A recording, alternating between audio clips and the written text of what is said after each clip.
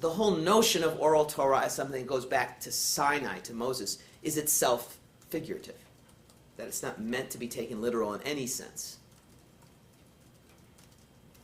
And that what it merely is a way of saying that the rabbis are the rightful successors to Moses, and that what they in fact teach has the authority of Moses behind it, the authority of Sinai behind it.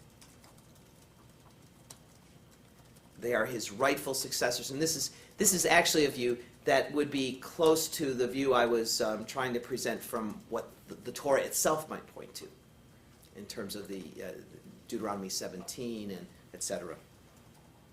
In this view, to say it's something as a halakha from Moshe at Sinai is not so much a historical or geographic description as it is a confession of faith in the inspiration and authority of the material that's in question.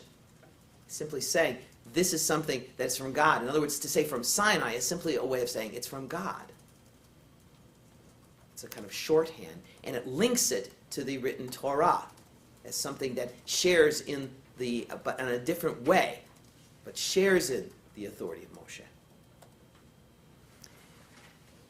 And the Talmudic story that is used to often to illustrate this is one that I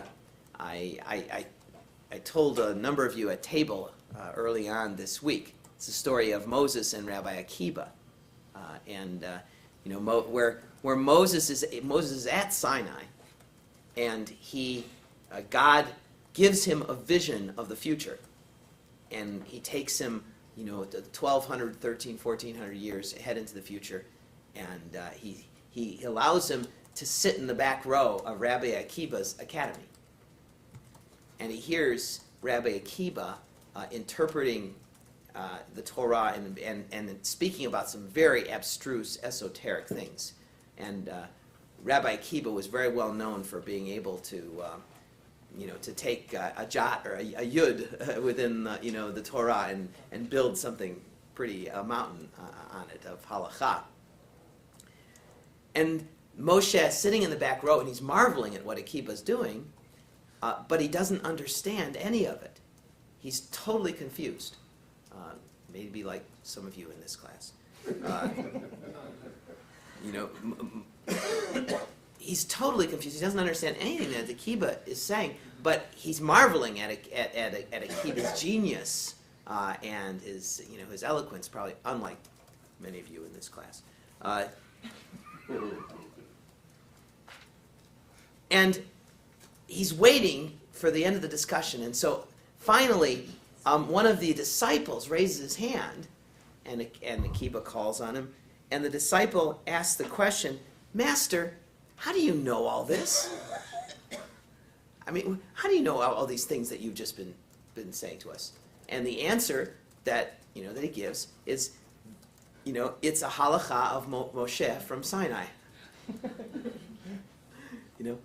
Now, it's a humorous story, I mean, here's Moshe marveling and not being able to understand anything that supposedly goes back to him. And what this shows, again, is the humorous way the Talmud itself seems to have a sense here of the fact that it's not that when it's said something is a halakha from Moshe at Sinai, that it doesn't necessarily imply that this is something that was simply dictated to Moses, and that it's really just Moses passing it on, one generation passing it, etc. There's this understanding of a development that's taking place, with each generation making its contribution, but that fundamentally what's being said is, this is from God. This is something that has the authority of Moshe behind it.